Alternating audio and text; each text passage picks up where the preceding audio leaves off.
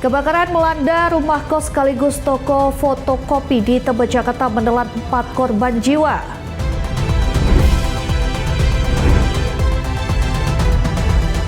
Pemerintah mengirim bantuan untuk masyarakat terdampak bencana di Nusa Tenggara Timur dan Kalimantan.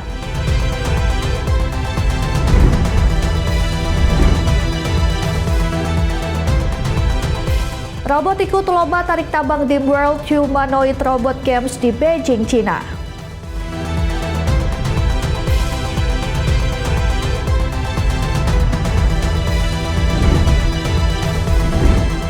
Halo pemirsa setia Berita Nasional TV, senang sekali Berita Nasional Petang kembali hadir menyapa Anda.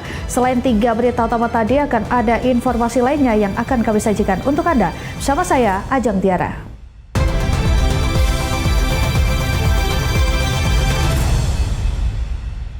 Ya, kita awali dengan informasi yang pertama, pemirsa. Kebakaran melanda rumah kos sekaligus toko fotokopi di Jalan Rasa Mala 2 Menteng Dalam, Tebet, Jakarta Selatan, Senin dini hari.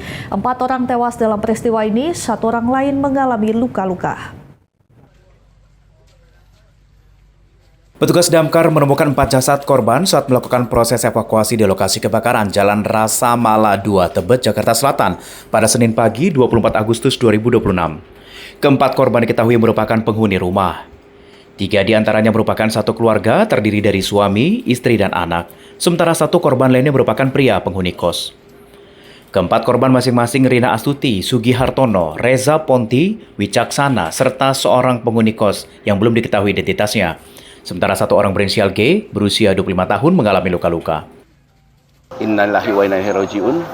Ada 4 orang warga yang meninggal dunia, kami pun turut berduka, dan selanjutnya untuk penyelidikan ditangani oleh teman-teman di jajaran kepolisian. Sementara itu yang mungkin dapat saya sampaikan.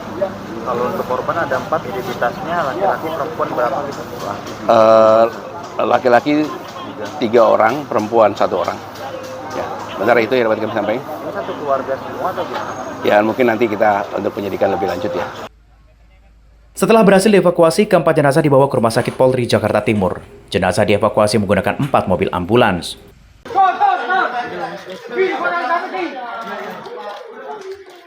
Kebakaran diketahui warga sekitar pukul 3 setelah seorang penghuni kos mendengar teriakan kebakaran dan melihat asap masuk ke dalam kamarnya. Penghuni kos bergegas menyelamatkan diri dan teman-temannya. Api berhasil dilokalisir pukul 6 setelah petugas menerjunkan 21 unit kendaraan pemadam kebakaran dan 89 personil. Berdasarkan pemeriksaan awal, api diduga berasal dari ruang mesin fotokopi akibat korsleting listrik. Api mulai dari sini nih, di tengah. Nah, terus udah ada yang teriak-teriak. Cuman warga nggak bisa nolong karena pintu gerbang kekunci semua. Itu ada yang teriak-teriak dari dalam. Dalam peristiwa ini, seorang petugas damkar juga harus dievakuasi setelah terjatuh dari lantai 2 bangunan saat menjalankan tugas pemadaman. Dari Jakarta, Muhal Kopandi, Berita Nasional TV. Ya, Gubernur DKI Jakarta Pramono Anung mengungkap proyek Lintas Raya Terpadu atau LRT Jakarta rute Kelapa Gading Manggarai telah rampung dikerjakan. Moda transportasi ini diproyeksikan mampu melayani hingga 80.000 penumpang per hari. Rencananya akan diresmikan Presiden Prabowo Subianto pada 26 Agustus mendatang.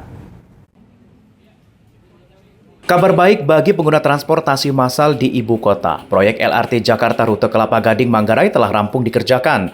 Kepastian ini diungkap Gubernur DKI Jakarta Pramono Anung saat menjadi keynote speaker dalam seminar kebangsaan HKBP Menteng pada Sabtu siang 22 Agustus 2026. Pramono menyebut LRT Jakarta Kelapa Gading Manggarai akan diresmikan Presiden Prabowo Subianto pada 26 Agustus mendatang.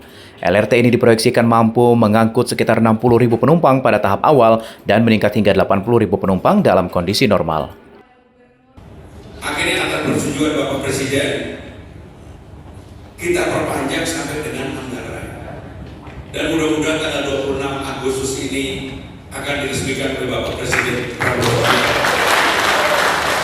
Dan kalau ini diselesaikan sampai dengan Manggarai, yang diangkut bukan hanya 4.000 tadi, yang diangkut kurang lebih sampai dengan di awal pasti 60.000, kondisi normal sekitar 80.000. Dan inilah yang menjadi backbone utama transportasi yang akan merubah wajah Jakarta.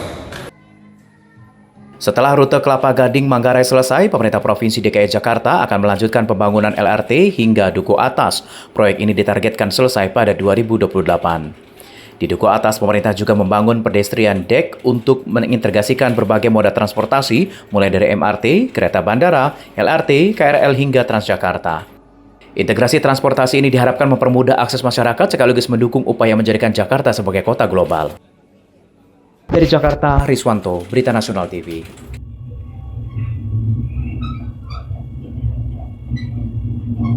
Ya, pemirsa, Aliansi Masyarakat Jakarta mengajak seluruh pihak untuk bersama-sama menjaga ibu kota tetap kondusif, tertib, aman, dan damai. Ajakan ini disampaikan sebagai upaya mencegah tindakan anarkis yang dapat merugikan masyarakat.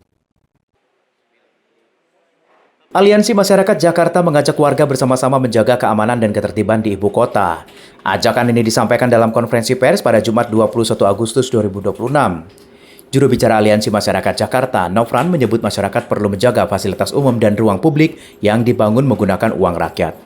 Warga diminta tidak melakukan tindakan yang bisa merusak fasilitas umum atau mengganggu aktivitas masyarakat. Nofran mengingatkan masyarakat agar tidak mudah terprovokasi oleh informasi atau ajakan yang beredar di media sosial.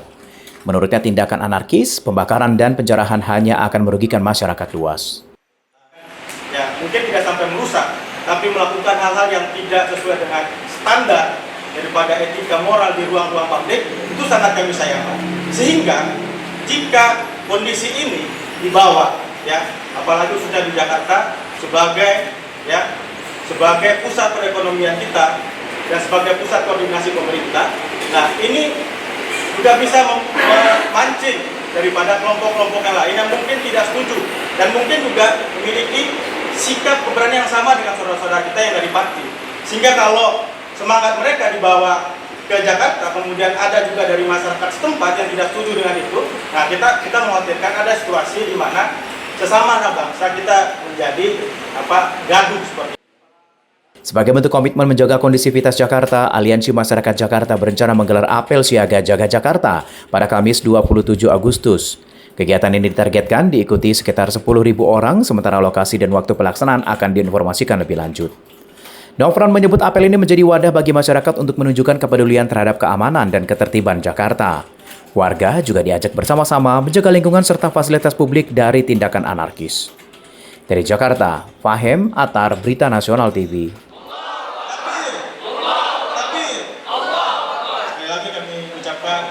Informasi selanjutnya, Pengurus Besar Pelajar Islam Indonesia atau PBPII mengingatkan rencana aksi Aliansi Masyarakat Pati Bersatu di depan gedung DPR RI pada 27 Agustus mendatang agar tidak menjadi ruang provokasi, disinformasi maupun penyebaran narasi yang mempertajam polarisasi sosial di masyarakat.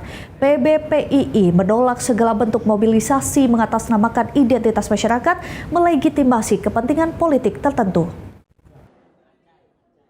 PBPII menggelar konferensi pers mengenai dinamika demokrasi terkini di kawasan Tebet, Jakarta Selatan pada Sabtu 22 Agustus 2026. Dalam konferensi pers, PBPII menyebut penyampaian pendapat dijamin dalam Undang-Undang 1945. Namun kebebasan menyampaikan aspirasi harus diiringi etika bernegara serta saling menghargai hak antar warga negara.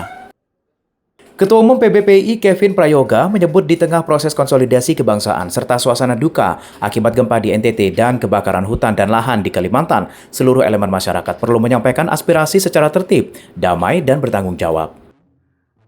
Politik kebencian, agitasi, disinformasi, kekerasan, maupun narasi yang dapat memecah belah persatuan bangsa. 4. Mendorong seluruh elemen masyarakat untuk mengedepankan prinsip transparansi dan akuntabilitas dalam setiap bentuk mobilisasi massa yang membawa nama atau mengatasnamakan kepentingan rakyat. 5. Mendorong pemerintah dan DPR untuk membuka ruang dialog yang konstruktif, transparan dan substantif terhadap aspirasi masyarakat sehingga setiap persoalan kebangsaan dapat diselesaikan melalui mekanisme demokrasi dan konstitusi. 6. Mengimbau masyarakat agar tidak mudah terprovokasi oleh informasi yang belum terverifikasi, terutama informasi yang sengaja membangun kebencian, mempertentangkan kelompok masyarakat atau mendorong konflik horizontal. 7.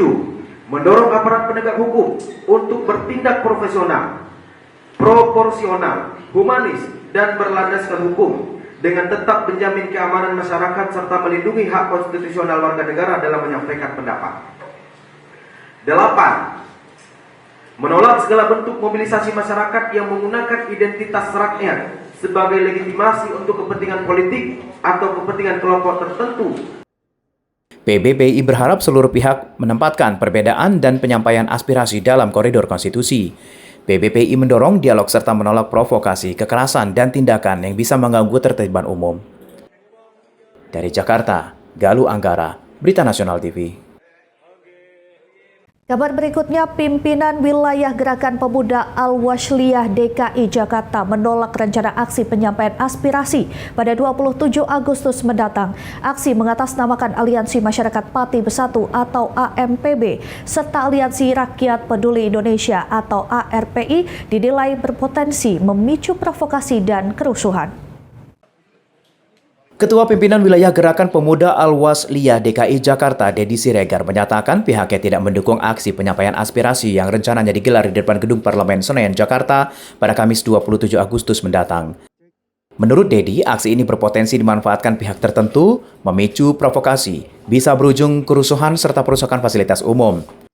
Dedi menegaskan Gerakan Pemuda Al-Wasliyah DKI Jakarta akan tetap memantau perkembangan aksi jika tetap berlangsung. Meski menolak aksi ini, Dedi menyebut pihaknya tetap menghormati hak masyarakat dalam menyampaikan aspirasi sebagai bagian dari kehidupan demokrasi. Kami pimpinan wilayah Gerakan Pemuda Al-Wasliyah DKI Jakarta menyatakan tegas menolak rencana aksi unjuk rasa yang mengatasnamakan Aliansi Masyarakat Pati Bersatu, AMPB, Aliansi Masyarakat Pati Bersatu, dan Aliansi Rakyat Indonesia Bersatu, serta Aliansi Rakyat Peduli Indonesia atau ARPI di gedung DPR pada 27 Agustus 2026. Dedi menegaskan Gerakan Pemuda Al-Wasliyah DKI Jakarta tidak akan turun ke jalan pada 27 Agustus 2026. Pihaknya mengimbau agar penyampaian aspirasi dilakukan secara damai dan tidak berujung pada tindakan merugikan masyarakat. Dari Jakarta, Anggada Agung, Berita Nasional TV. Ya, selanjutnya kita akan pantau kondisi arus lalu lintas terkini yang akan disampaikan petugas NTMC Korlantas Polri. Berikut laporannya. Selamat sore pemirsa, kami melaporkan situasi arus lalu lintas secara langsung dari Simpang Cawang Uki, Jakarta Timur, di mana dapat kita lihat bersama sore hari ini. Lalu lintas dari arah Dewi Panjaitan yang akan menuju ke arah Cililitan sudah terlihat adanya peningkatan volume kendaraan. Antrian panjang kendaraan belakang traffic light sepanjang 150 meter dan selepasnya masih mengalami perlambatan kecepatan menuju ke arah Cililitan. Dan kendaraan maju dengan kecepatan berkisar 30 hingga 40 km per jam. Untuk lalu lintas dari arah Cililitan yang akan menuju ke arah Cempaka Putih maupun yang akan mengarah ke Kelapa Gading dalam situasi ramai dan tersendat. Antrian panjang kendaraan belakang traffic light sepanjang 100 meter dan perlambatan kecepatan kendaraan dikarenakan adanya proyek pelebaran jalan di kawasan ini. Dan lalu lintas dari arah Cempaka Putih yang akan menuju ke arah MT Haryono dalam situasi ramai lancar. Antrian kendaraan hanya menjelang traffic light dan selepasnya dalam situasi kondusif lancar. Arus lalu lintas dari arah exit tol Halim yang akan menuju ke arah Cililitan dalam situasi ramai lancar. Dihimbau untuk para pengendara untuk tetap menjaga batas aman kecepatan kendaraan Anda dan saling menghormati sesama pengguna jalan. Berikutnya untuk lalu lintas dari arah Halim yang akan menuju ke arah Gatot Subroto maupun yang akan mengarah ke Selipi dalam situasi ramai lancar. Dan untuk informasi selengkapnya, Anda dapat menghubungi call center kami di 15669, stop pelanggaran, stop kecelakaan, keselamatan untuk kemanusiaan, dan salam presisi. Pemerintah kirimkan bantuan untuk masyarakat terdampak bencana di NTT dan Kalimantan. Informasi selengkapnya usai jeda, tetaplah bersama kami.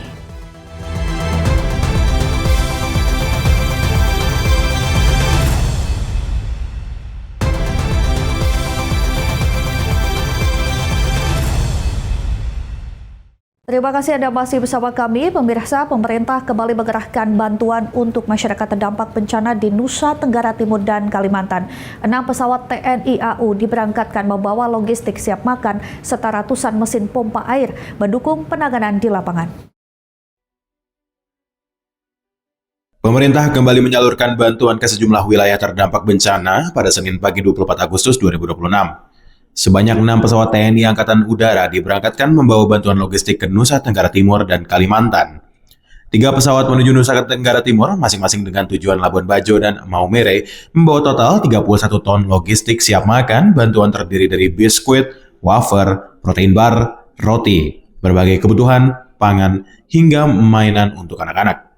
Sekretaris Kabinet Teddy Indrawijaya menyebut, bantuan ini dialokasikan untuk memenuhi kebutuhan masyarakat terdampak. Sementara itu, 3 pesawat lainnya diberangkatkan menuju Pontianak, Palangkaraya, dan Banjarmasin membawa 500 unit mesin pompa air. Peralatan ini merupakan bagian dari 2.000 unit mesin pompa yang akan dikirim secara bertahap sesuai instruksi Presiden Prabowo Subianto dan permintaan para gubernur di Kalimantan. Setiap mesin dilengkapi selang atau pipa sepanjang 1 km untuk mendukung pemadaman kebakaran, khususnya di kawasan lahan gambut. Seskap Teddy menegaskan, Presiden Prabowo meminta seluruh penanganan bencana dilakukan secara cepat dan terpadu. Seluruh unsur terkait juga diminta memastikan bantuan yang dikirim pemerintah benar-benar tiba dan diterima masyarakat yang membutuhkan. Pemerintah memastikan akan terus hadir dan menyalurkan dukungan sesuai kebutuhan di lapangan. Kembali diberangkatkan 6 pesawat TNI AU menuju NTT dan menuju Kalimantan. 3 pesawat menuju NTT akan mendarat di Labuan Bajo dan Maumere.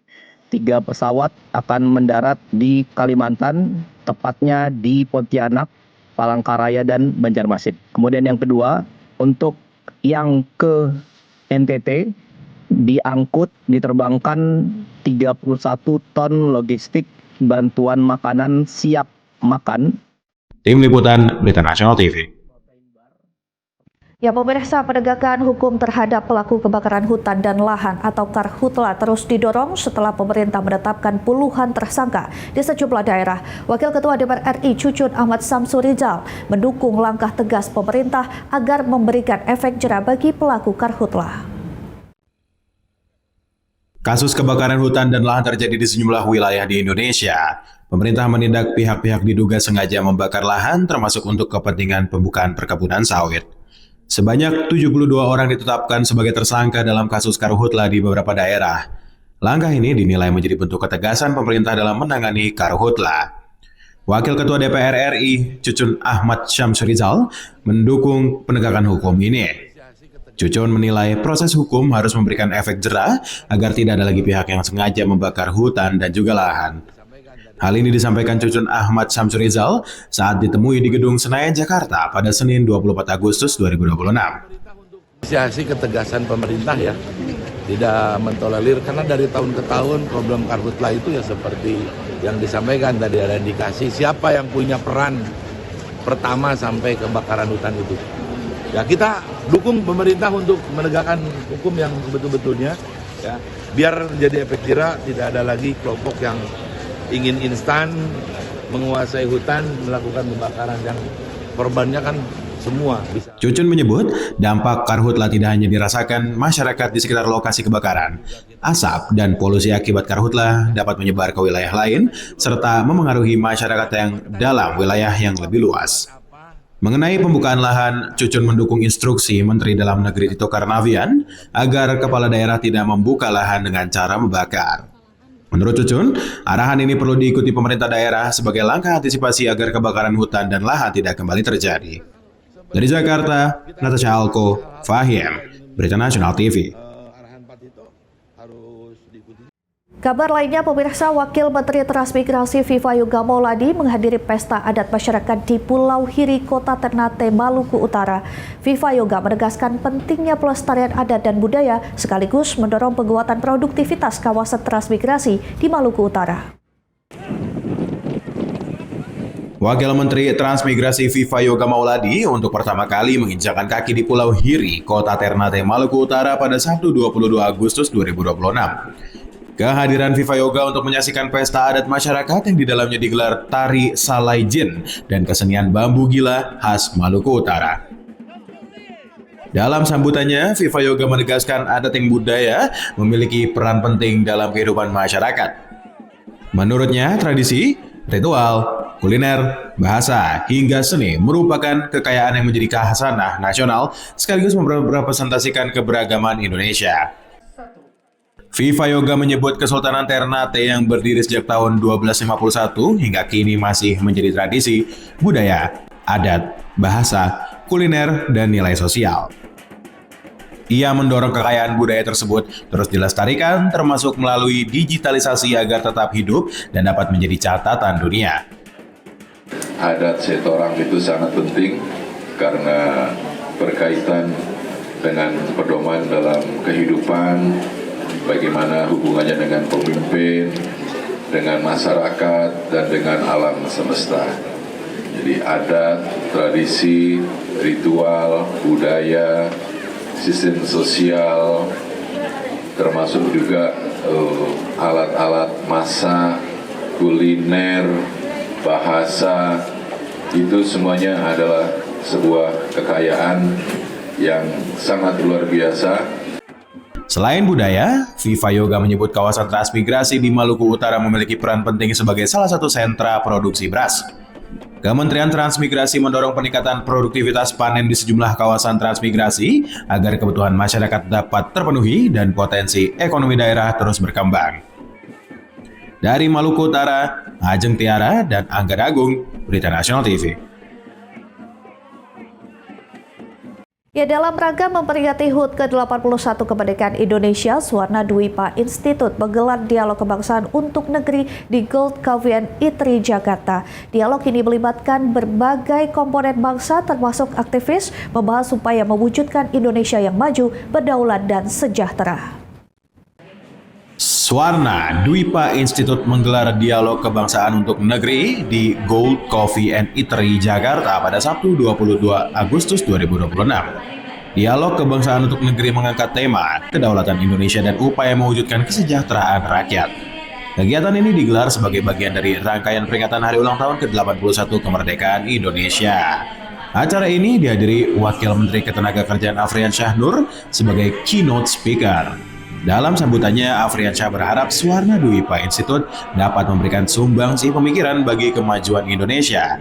Afriansyah juga menyoroti pesat transformasi digital dan perkembangan kecerdasan buatan kini memengaruhi berbagai sektor termasuk bidang ketenagakerjaan.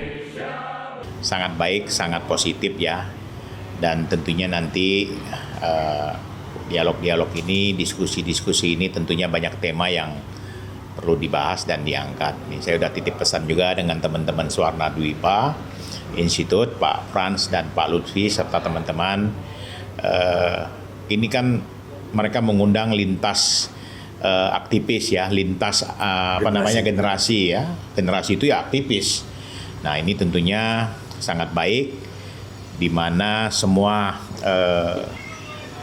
elemen bangsa bisa mengatur atau bertukar pikiran tentang kebangsaan ya.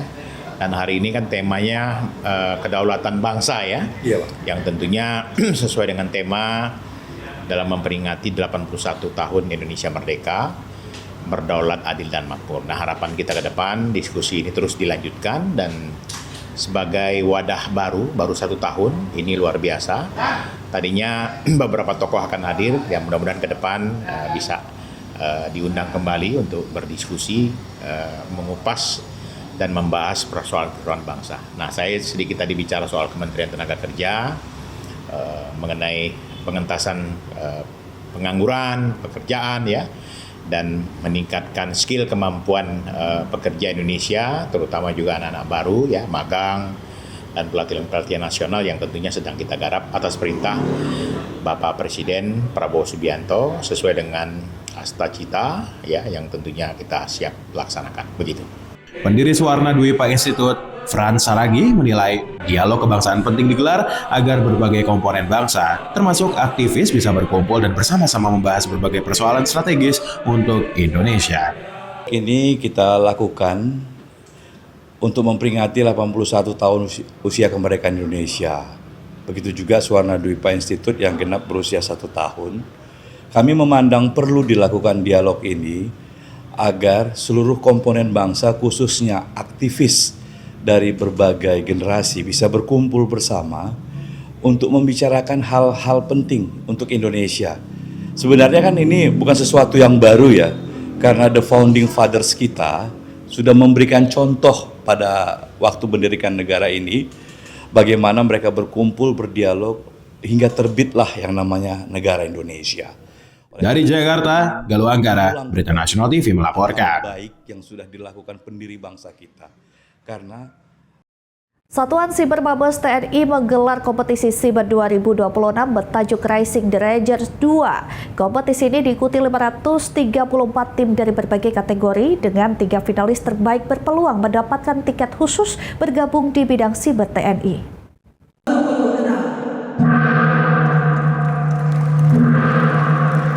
Kompetisi Rising the Ranger 2 digelar 23 dan 24 Agustus 2026 di Gor Ahmad Yani Mabes TNI, Jakarta.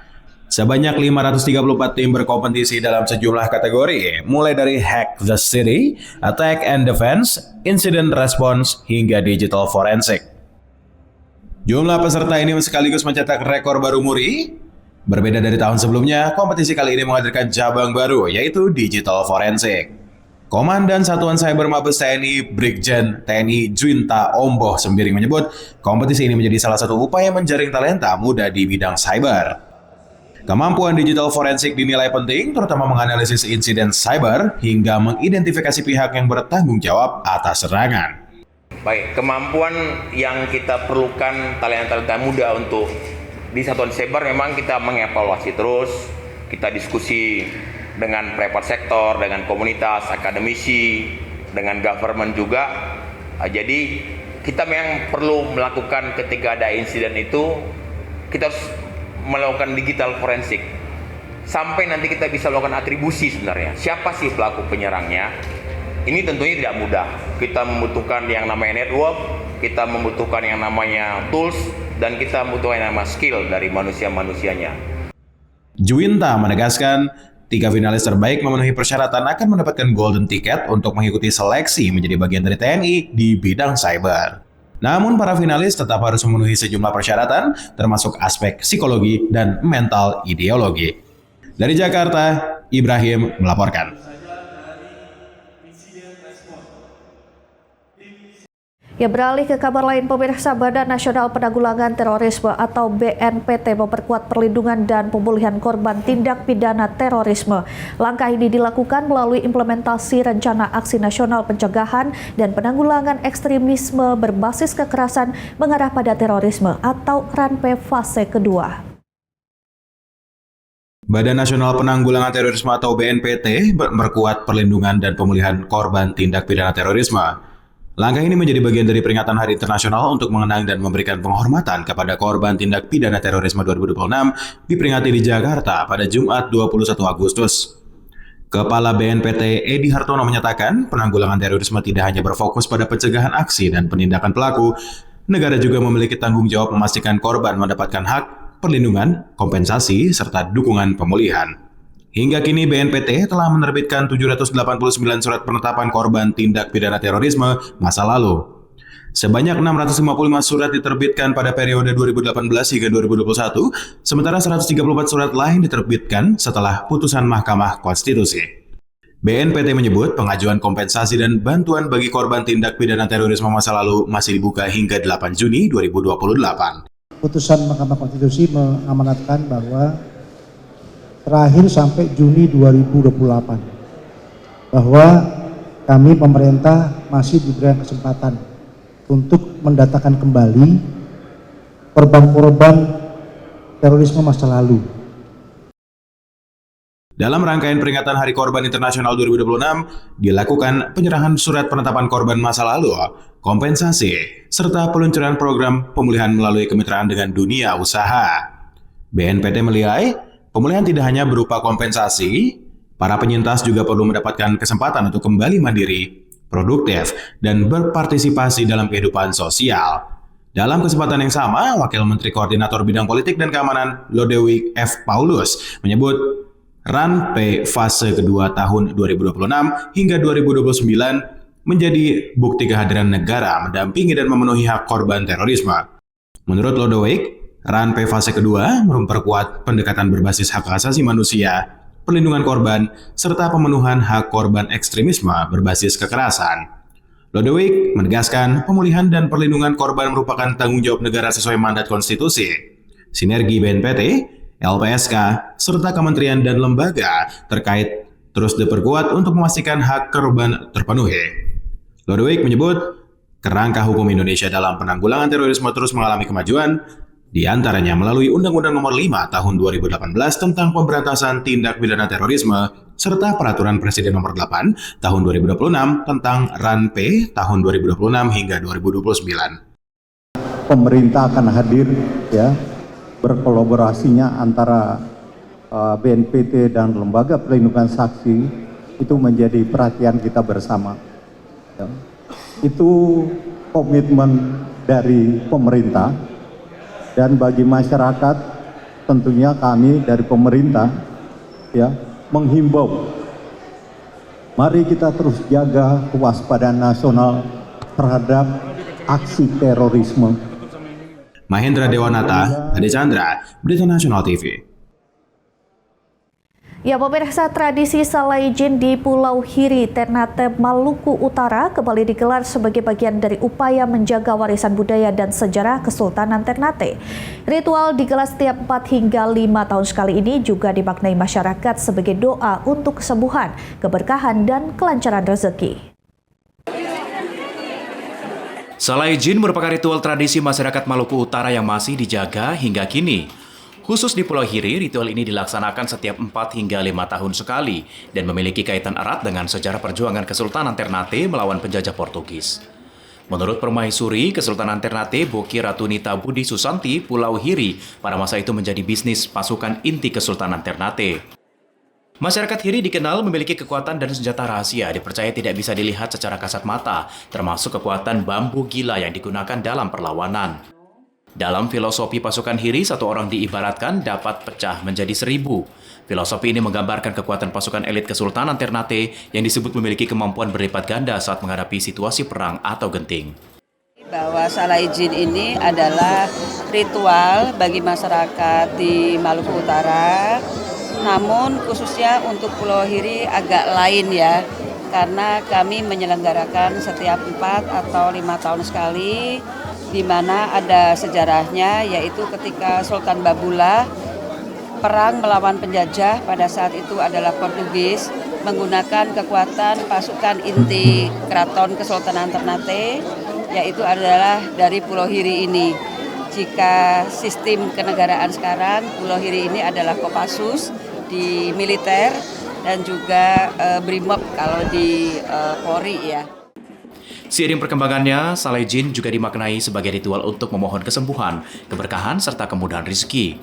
Bagi masyarakat Pulau Hiri, mayoritas berprofesi sebagai nelayan, ritual ini juga menjadi bentuk harapan agar hasil laut melimpah, sekaligus ungkapan permohonan ampun atas kesalahan yang disengaja maupun tidak.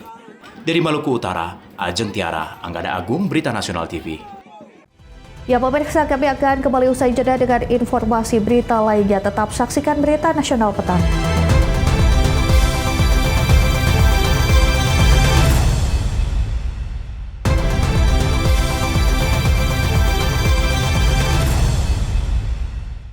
Ya, Anda kembali menyaksikan Berita Nasional Petang. Pemirsa, Iran memperingatkan negara-negara tetangganya agar tidak bergabung dalam perang ekonomi yang dilancarkan Amerika Serikat. Iran menegaskan negara membantu kampanye ekonomi Washington akan dianggap sebagai musuh. Iran peringatkan negara-negara tetangganya agar tidak ikut perang ekonomi digagas oleh Amerika Serikat. Jika ikut membantu, maka akan dianggap musuh. Peringatan ini disampaikan Sekretaris Dewan Keamanan Nasional tertinggi Iran, Mohsin Rezai, dalam wawancara dengan televisi pemerintah IRIB pada Sabtu 22 Agustus 2026. Rezai menegaskan Iran tidak ingin memperluas konflik, namun negara-negara memilih berpihak kepada Amerika Serikat dan akan menghadapi tindakan dari Teheran. Rezai menjelaskan Iran akan menempuh 3 tahap. Pertama, bernegosiasi dengan negara tetangga. Kedua, mencoba memisahkan mereka dari pengaruh Amerika Serikat dan pendekatan diplomatis. Namun jika upaya tersebut gagal, Iran menegaskan akan bertindak. Teheran juga memperingatkan akan menargetkan jalur pengiriman minyak alternatif di kawasan Teluk jika negara-negara regional turut dalam rencana perang ekonomi Amerika Serikat. Ancaman ini muncul setelah Presiden Amerika Serikat Donald Trump pada Rabu 19 Agustus 2026 mengumumkan akan menjalankan operasi ekonomi paling menghancurkan terhadap Iran. Menteri Keuangan Amerika Serikat Scott Bessent juga menegaskan negara-negara harus memilih berada di pihak Amerika Serikat atau melawannya. Situasi semakin tegang karena kebuntuan di jalur Hormuz. Jalur strategis menjadi rute utama perdagangan minyak dunia ini. Menjadi titik perselisihan antara Iran dan juga Amerika Serikat. Iran menuduh kebijakan ekonomi Washington sebagai upaya menekan dan mengguncang persatuan masyarakatnya. Sementara itu sejumlah negara di kawasan Teluk mulai mencari jalur perdagangan alternatif di tengah ketidakpastian akses melalui Selat Hormuz.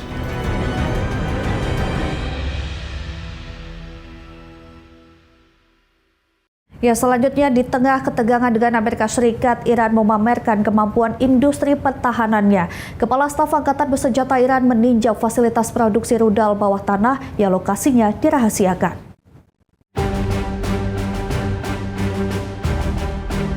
Kepala Staf Angkatan Bersenjata Iran Mayor Jenderal Ali Abdullahi meninjau fasilitas produksi rudal bawah tanah pada Sabtu 22 Agustus 2026. Kunjungan ini dilakukan bertepatan dengan peringatan Hari Industri Pertahanan Nasional Iran. Abdullahi berkeliling di dalam fasilitas dan mendapat penjelasan dari pejabat Kementerian Pertahanan Iran. Lokasi fasilitas tidak diungkapkan. Abdullahi memuji kerja keras dan kemampuan industri pertahanan Iran. Ia menyebut produksi peralatan militer kini memiliki kemampuan dan kualitas lebih baik serta diproduksi dalam jumlah lebih besar. Kunjungan ini menjadi momen Teheran untuk menonjolkan kemampuan produksi senjata dalam negeri di tengah ketegangan yang masih berlangsung dengan Washington. Sebelumnya, Iran dan Amerika Serikat menandatangani Memorandum of Understanding di Islamabad pada pertengahan Juni 2026 dengan Pakistan dan Qatar sebagai pihak terlibat dalam mediasi. Kesepakatan ini memberi waktu 60 hari untuk mencapai penyelesaian akhir, namun batas waktu telah berakhir pada Senin 17 Agustus 2026 tanpa kesepakatan final. Langkah Iran memamerkan industri pertahanan menegaskan pesan Teheran bahwa kemampuan militer dalam negeri tetap menjadi prioritas di tengah ketidakpastian hubungan dengan Amerika Serikat. Informasi berikutnya, Hakim Federal Amerika Serikat membatalkan kebijakan pemerintah Donald Trump yang melarang penerbitan visa imigran dari 75 negara. Kebijakan ini dinilai bertentangan dengan undang-undang dan melampaui kewenangan Menteri Luar Negeri Marco Rubio. Hakim Pengadilan Distrik Federal di Manhattan, Janate Vargas, memutuskan kebijakan larangan visa imigran dari 75 negara bertentangan dengan hukum pada Jumat 21 Agustus 2026. Kebijakan diberlakukan pemerintah Trump sejak Januari 2026 menghentikan sementara penerbitan visa imigran dari hampir 40% negara di dunia. Pemerintah Amerika Serikat berdalih kebijakan ini bertujuan mencegah imigran masuk yang diperkirakan akan membebani program kesejahteraan dalam manfaat publik. Namun Hakim Vargas menilai penolakan visa seharusnya dilakukan berdasarkan kondisi individu pemohon. Di antaranya kondisi keuangan, usia, kesehatan, keterampilan, dan situasi keluarga. Menurut Vargas, petugas konsuler justru diarahkan untuk menolak permohonan visa berdasarkan negara asal pemohon. Meski pemohon mampu membuktikan dirinya dapat hidup mandiri, Hakim menyebut hasil penolakan seakan sudah ditentukan sejak awal. Kebijakan ini berlaku untuk visa imigran termasuk bagi mereka yang hendak bergabung dengan keluarga atau bekerja di Amerika Serikat. Namun aturan ini tidak berlaku untuk visa non-imigran seperti visa turis dan pelajar. Vargas juga menilai kebijakan ini bertentangan dengan Undang-Undang Imigrasi tahun 1965 yang melarang diskriminasi berdasarkan kewarganegaraan dalam penerbitan visa. Daftar 75 negara mencakup wilayah Karibia, Afrika Sub-Sahara, Balkan, Timur Tengah, Asia Tengah hingga Asia Tenggara. Beberapa di antaranya merupakan mitra Amerika Serikat termasuk Yordania, Mesir, dan Georgia. Dalam kasus ini, sejumlah warga Amerika Serikat mengajukan gugatan karena kerabat mereka di Ghana, Jamaika, Guatemala, dan Ethiopia terhalang mendapatkan visa imigran. Pemerintah Amerika Serikat bisa mengajukan banding atas putusan ini. Kedua pihak diberi waktu hingga 11 September mengusulkan langkah penyelesaian visa perkara. Ya pemirsa, kami akan kembali usai jeda dengan informasi ledakan besar yang mengguncang Lebanon. Informasinya sesaat lagi, tetaplah bersama kami.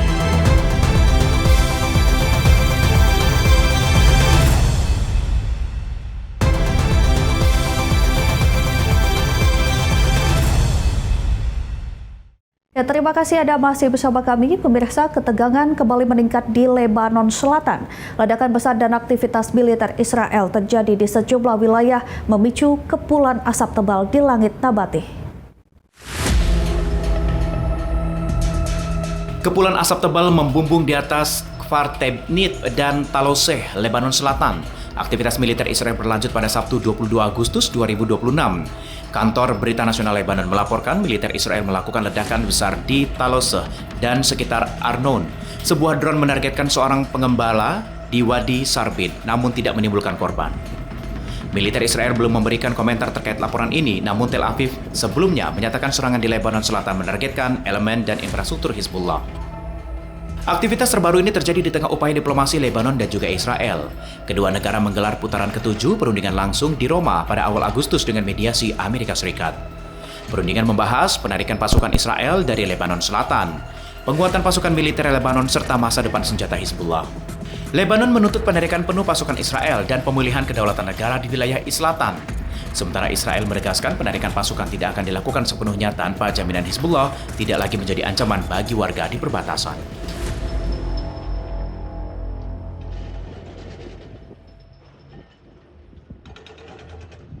Ya, sementara itu serangan drone Israel di dekat Beijing, pedesaan Damaskus, Suriah menyebabkan satu warga sipil terluka. Sebuah kendaraan rusak parah setelah menjadi sasaran serangan. Separuh kendaraan rusak parah di pinggir jalan dekat Beijing, pedesaan Damaskus usai serangan. Sejumlah warga berkumpul di sekitar lokasi kejadian. Otoritas Suriah menyebut serangan drone Israel menyasar sebuah kendaraan dan melukai satu warga sipil. Warga setempat mengaku serangan serupa berulang kali terjadi di wilayah ini. Militer Israel atau IDF membenarkan melancarkan serangan di Suriah Selatan. IDF menyebut pasukannya menembak seorang disebut teroris karena diduga sedang mempersiapkan serangan dan dinilai menimbulkan ancaman bagi tentara Israel. Kementerian Luar Negeri Suriah mengecam serangan ini sebagai pelanggaran terang-terangan terhadap kedaulatan dan keutuhan wilayah Suriah. Damaskus meminta masyarakat internasional dan Dewan Keamanan PBB bertindak menghentikan serangan Israel. Ketegangan di Suriah Selatan terus berlangsung sejak pemerintahan Bashar al-Assad jatuh pada Desember 2024. Israel mengerahkan pasukan ke zona penyangga dipantau PBB dan melancarkan serangan terhadap sejumlah infrastruktur militer Suriah. Israel menyatakan langkah ini dilakukan untuk mencegah senjata jatuh ke tangan kelompok yang dianggap sebagai ancaman. Kabar lainnya, pemirsa, pesawat tempur J-16 milik Angkatan Udara Cina tiba di Mesir untuk mengikuti latihan bersama Eagles of Civilization 2026. Pengerahan ini menjadi unjuk kemampuan Cina mengoperasikan pesawat tempur dalam jarak jauh.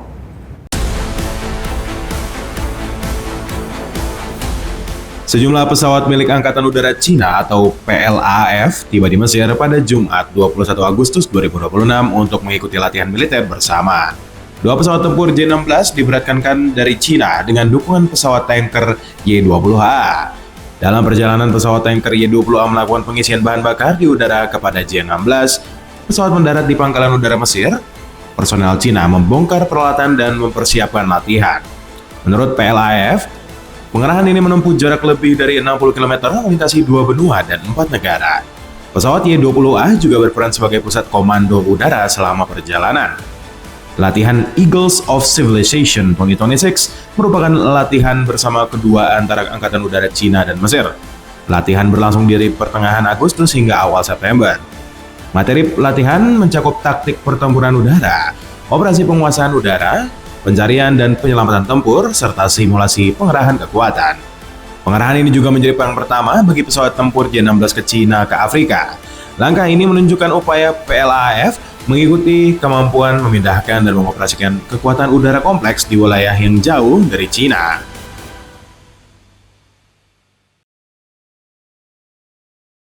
Ya, pemirsa, kami akan kembali usai jeda dengan informasi berita lainnya. Tetap saksikan Berita Nasional Petang.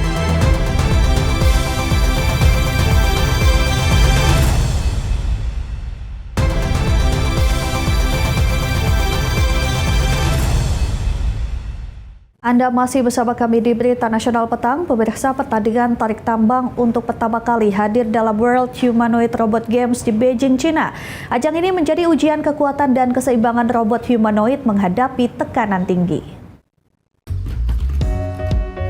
Robot-robot humanoid unjuk kekuatan dalam lomba tarik tambang menjadi cabang baru pada World Humanoid Robot Games kedua di Beijing. Puluhan robot saling menarik tali, sementara para teknisi menyempurnakan pengaturan mesin agar tetap stabil selama pertandingan. Pengembang Linkerbot menjelaskan kunci kemenangan terletak pada stabilitas torsi dan kekuatan pijakan kaki agar robot tidak kehilangan keseimbangan saat menerima tarikan yang besar. Tim lain juga menguji berbagai posisi tubuh dan kekuatan genggaman, karena tangan terlepas bisa menurunkan performa robot secara drastis. Selain mengandalkan tenaga, ajang ini juga menguji ketepatan gerak robot melalui tantangan membuka tutup botol dengan alat khusus. Kompetisi berlangsung dari 22 hingga 26 Agustus 2026, menghadirkan 665 tim dan 2056 robot dari 16 negara.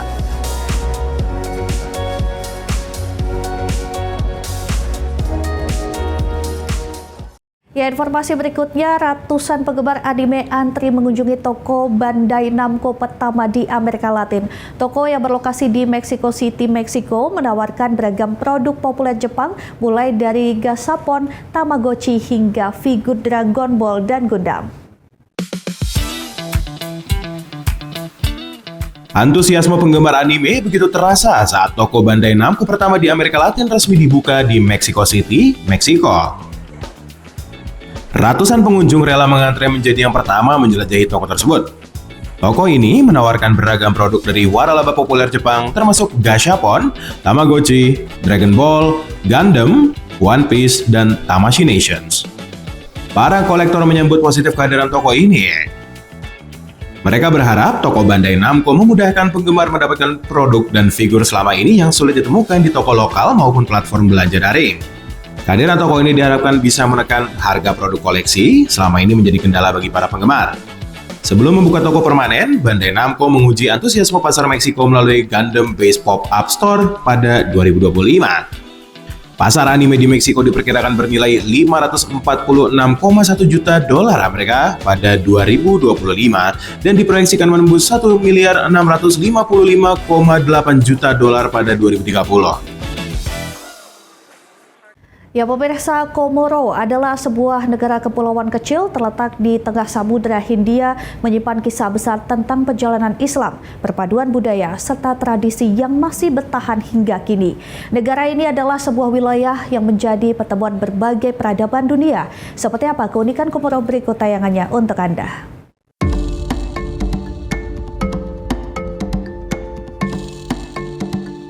Selamat datang di Komoro. Komoro merupakan negara kepulauan yang terletak di Samudra Hindia di antara pantai timur Afrika dan Pulau Madagaskar. Wilayah ini berada di Selat Mozambik, menjadikannya jalur strategis perdagangan sejak berabad-abad lalu. Secara ekonomi, Komoro masih tergolong negara berkembang dengan keterbatasan infrastruktur. Sebagian besar penduduknya bergantung pada sektor pertanian dan perikanan tradisional. Komoditas utama yang diekspor adalah vanila, cengkeh, dan ilyang-ilyang yang digunakan dalam industri parfum dunia. Meskipun demikian, negara ini masih sangat bergantung pada bantuan internasional. Budaya Komoro merupakan perpaduan antara Afrika, Arab, Persia, hingga Melayu. Masyarakatnya menggunakan bahasa Komorian, Arab, dan Prancis dalam kehidupan sehari-hari. Di sini, Islam menjadi landasan utama dalam kehidupan sosial dan budaya masyarakat. Bahkan, Islam masuk ke Komoro sejak abad ke-9 melalui para pedagang Arab dan Persia. Seiring waktu, ajaran Islam menyebar luas dan menjadi identitas utama negara. Hingga saat ini, hampir seluruh penduduk Komoro merupakan Muslim Sunni.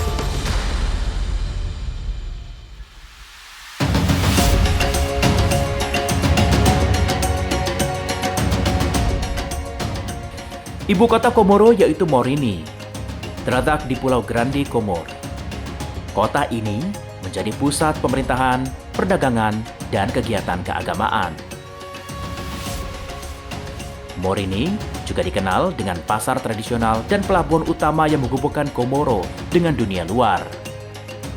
Di kota ini, nuansa Islam terlihat kuat melalui banyaknya masjid dan aktivitas religius. Salah satu tradisi yang paling menonjol di Komoro adalah pernikahan besar atau grand marriage. Upacara ini berlangsung meriah dan dapat memakan waktu berhari-hari. Pernikahan ini menjadi simbol status sosial dan kehormatan bagi seorang pria. Bahkan, seluruh komunitas terlibat dalam perayaan ini dan menunjukkan kuatnya ikatan sosial masyarakat. Seni musik dan tari di Komoro dipengaruhi oleh Afrika, Arab, dan Asia. Alat musik tradisional seperti gabusi dan gendang digunakan dalam berbagai acara, Tarian tradisional ditampilkan dalam upacara pernikahan dan kegiatan keagamaan, dengan gerakannya yang ekspresif dan syarat makna sosial serta spiritual.